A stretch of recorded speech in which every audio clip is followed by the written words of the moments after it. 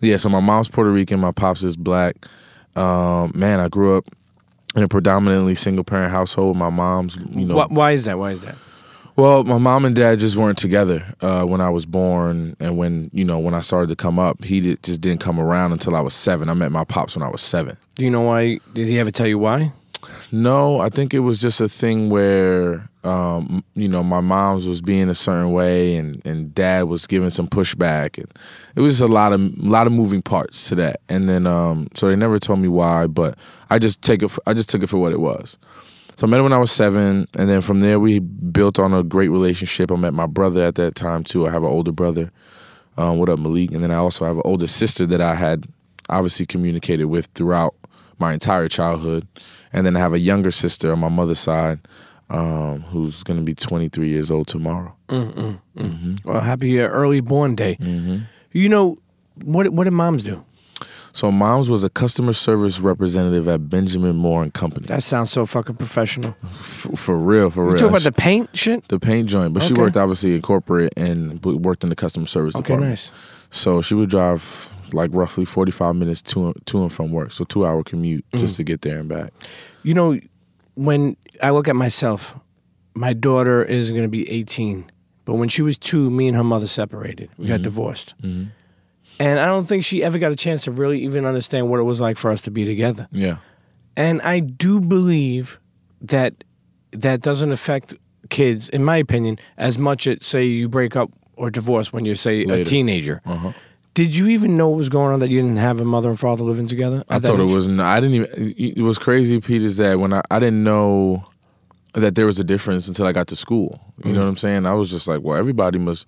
Because all my friends, none of their dads were there. Maybe one of my friends growing up on my block, his pops was there, but it was just like, oh, that's his pops. Like, whatever. You didn't think about society and culture and how that kind of shaped who you were. You know what I mean? We didn't think about it like that. So I thought it was the norm until I got to school and got to class. And they're like, yeah, we start going stories and we're doing certain projects or whatever the case may be. And everybody's talking about their dad, waking up with their dad doing this in the same house, blah, blah, blah. And I'm just like, why I'm not doing that? You know what I'm saying? Where's Pops at? Why am I not?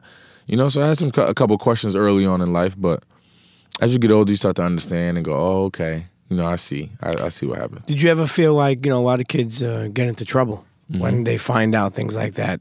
Sometimes that, spirals them down to, you ever get into trouble young? I mean, yeah, obviously, yeah. I was in tons of trouble. Mostly had to do with women, just being young and being a kid in grammar school and running around and stick and move, all that good. Yeah, that's it. Bob and weave, bob and weave. But yeah, I was getting in trouble. I was doing things. I mean, we had something called demerits in grammar school, where if you got a certain number of demerits, you couldn't go. Like if you got 25 demerits, you couldn't go to prom, and if you got 30 demerits, you couldn't go to graduation. So I finished the year with like 38 demerits. So I couldn't do either of the two, but I got a scholarship to go to high school. So my parents were like, scholarship in what? In football. Really? And how did that even, when did you, it's funny. I want to be honest, Pete, it was pretty illegal. I'm not going to front. It was one of those, like, I don't know, I'm not incriminating anybody because everybody that gave me that money is no longer doing what they're doing. So it was literally like a booster. It was like, yo, we're going to pay for you to go to this high school. So they saw something in you? 1,000%. Really? There must have been some Patterson Mafia guys. He was definitely Italian, by the way. Paulie Walnuts? Yo. It might have been. What about Christopher Moltisanti? Did you get to meet him when he did the kid shit? I did. Yeah. I did. He's the How coolest, is he, man? So I would have told him, cool. listen, I thought you said I was a right spider. He was super chill. Yeah. And we talked about obviously that and a bunch of other shit. But he was super cool. Going back to getting a scholarship, how long, your pops passed away.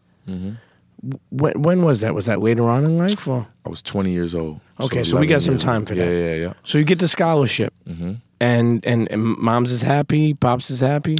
Mom's is okay. She was obviously still upset that I was, didn't make it to prom or graduation, none of that. But she was okay because she's like, okay, high school is a new leaf. You're going to be a different person, blah, blah, blah. I initially go to a school called Passaic County Tech, which is a public school. Great school, but it was a vocational school. So it was like, you would go there and, be in wood shop all day if that's what you chose to do as your, as your profession or as your career that you chose to do throughout high school. So my parents, that and on top of playing ball and playing football and basketball and all that good stuff. So my parents thought that I should be getting a different type of education as well as a different type of athletic experience. So Patterson Catholic High School was a more competitive sports high school. And how the fuck did they know that? I mean, you just know. Just from the neighborhood? The city, but you didn't know that. You just trusted. I knew that, but I just felt like, yo, I'm a talented dude.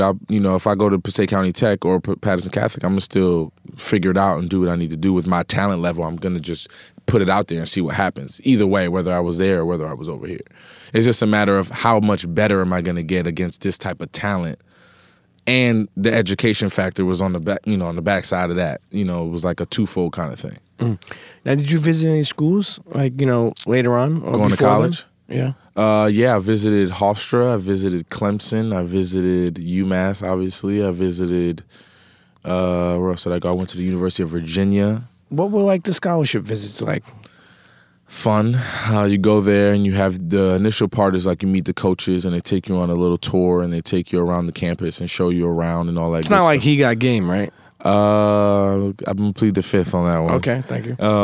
But they show you around and then after that you go to dinner and then you have a host. So one of the guys that are already on the team kind of hosts you. Either go out, have a drink, have fun, show you what the college atmosphere is like at night, and then you go from there. So you went to how many? Hofstra?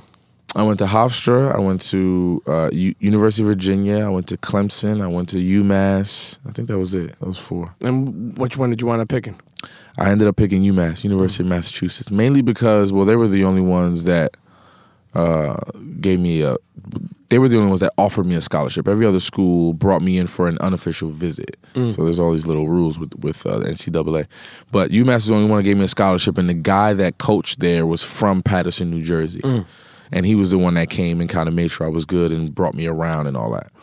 So once I saw that, I was like, yo, this guy's from my hood and he made it through and he's a coach and he's making X amount a year. I'm like, at the very least, I'm going to be that. So I'll take that. You know what I'm saying? Let me ask you something. How crooked, and I'm not putting you on the spot, but I mean, it's a real question. How crooked do you think the NCAA is?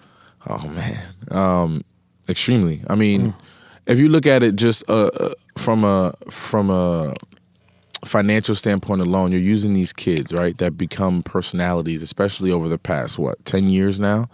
Kids in college are becoming personalities. If you look at Johnny Manziel, if you look at Cam Newton, if you look at, even Deshaun Watson, like you see these guys, they become personalities well before they're in the National Football League or the NBA.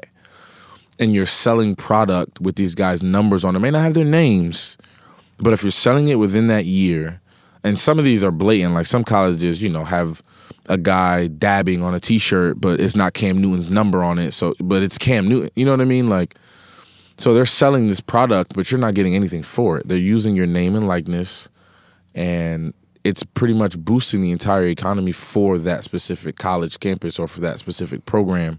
But the kid or the student doesn't see any of that money. Everybody's making money except for the kids. Exactly. But check this out, and this is what people say. They're getting a free ride to school. But let me ask you something. How long did you play in the NFL? 7 years. 7 years. It's not long enough to keep you good for the rest of your life. Not even close. So don't you think some of these kids, and there should be a scale of how good you are, should get paid? 1,000%. I think it should definitely be scaled in terms of not only how good you are, but what type of. I think it should scale from like in high school. Remember, they gauge your family's income, and you got a card depending on whatever your family makes. I think if you come in and they gauge your family's income coming in, they should determine, okay, you're a little well off. This guy from Compton that plays wide receiver for us, his mother doesn't even have a pot to piss in. So let's give him X amount and give you X amount because that's how it should balance out. You know what I'm saying? And you know what it also does is, and it's crazy that life doesn't evolve like this. And that's the problem with NCAA, college football. These kids go from making no money to making tons of fucking money. Like, honestly, we're bouncing around now. We'll get back to some things, but you come into football, you weren't making a lot of money. Then there must have been a point in time where you were making big money. I remember talking with Rod Strickland. I remember him telling me that he went from, I don't know, like a couple $1,000 in his bank account at the most, and then he was getting NBA was putting every other week like 200,000 in. It's or something. insane. You know, I'll never forget the first check I got in the National Football League when I was like a rookie, and I picked up my check and I was like, oh snap, I made the team. What was it looking like? This is the first check, and I'm opening it up, and it was, I was undrafted free agent, so I wasn't a first round pick or nothing like that, right? So I pick up the check. It's 10 grand. 10 grand. I look at this check, I look around. I was like, man, I gotta make sure I put this in my pocket right now, because if I lose this, or it was signed from the Giants, John Mara, the NFL, whole thing. You ever take a picture of that? My mother has it framed. Are you kidding me?